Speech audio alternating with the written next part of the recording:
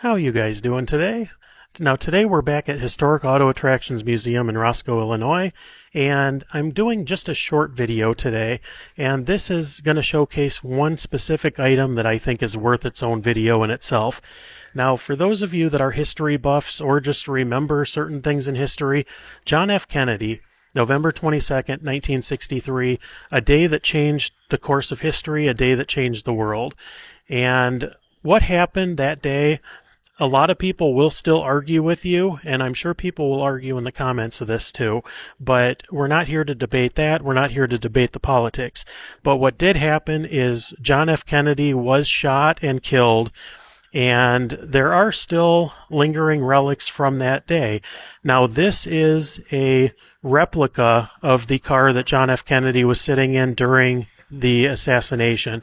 This car was used in numerous films. It is a very impressive car in by itself, but the star of the show is this right here. This is a 1956 Cadillac Secret Service Limousine. This is the car that was the follow-up car behind the JFK car. And let me just show you this quick. This is a really impressive car just by itself, but the history that happened with this car, you know, a lot of you guys probably remember the images of Clint Hill hopping off of this car, and you can see some of the pictures up here on the wall. But this is a car that has a very interesting link to history, and just if you think about what this car saw that day, what the people in it experienced, it's just kind of mind-blowing. But this car was also used not only by John F. Kennedy, but by Dwight Eisenhower and Lyndon Johnson.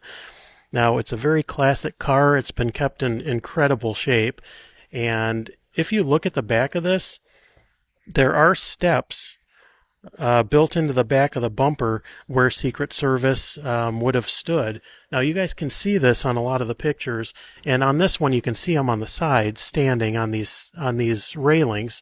Let's see if we can see. Yeah, right over here. You can see the railings where the Secret Service would have stood. So room for a lot of agents. I mean, 2 on each side of the car probably, and then 1 on each side of the back. But this is a car that was designed and built for the Secret Service and was used on that tragic and fateful day, November 22nd, 1963 in Dallas. But usually I don't like to do very, very short videos, but this particular video I thought was worth it in itself. But since we're here, I want to show you guys this too, because this was not here last time I was here. If you remember this photograph right here of Jackie Kennedy at Love Field in Dallas, she's carrying a bouquet of roses. Now, this is one of the rosebuds from that bouquet. Let me see if you guys can see that there. Now, it says that this rosebud and press pass belonged to Jay Watts, and he was the program director in 1963 for WFAA-TV in Dallas. Now, it said that he was famously the first journalist to break the news of the assassination on television, and he bought the rose from a Dallas police officer for $50.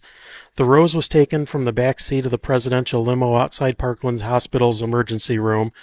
Only a handful of roses from the First Lady's bouquet still exist, and all remain in private collections, except this one. Now, that's a pretty interesting piece of history. Now, you can't see too many of these out there because, like it says, not many of them exist. I've personally never seen another one, and I search for a lot of this kind of stuff. I check auctions all the time, and I'm constantly looking for this type of stuff, but I have yet to see another one out there. But a pretty iconic image and a pretty neat piece of American history.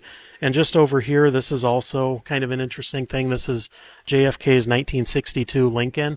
He used this to visit troops in Fort Stewart, Georgia in November of '62 during the Cuban Missile Crisis. So just take a quick look at this. And this is just a couple of pieces of a massive JFK collection. There are so many cars here, so many presidential limos, pieces of American history. This museum is absolutely one of the most impressive I've ever seen.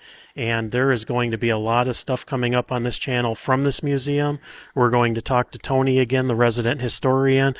Just in front of me is the cab that was ridden in by Lee Harvey Oswald right after the assassination. He got right into this cab, was very untalkative. I might as well just show you inside this now. Lee Harvey Oswald sat right in that seat. but just so much stuff, and every step that I take is more things to show you guys. But that's a little bit more than I wanted to get into right now, but I wanted to show you this Lincoln follow-up car because, in my opinion, that's one of the coolest things here. But thanks for joining me, guys, and take care and have a great day.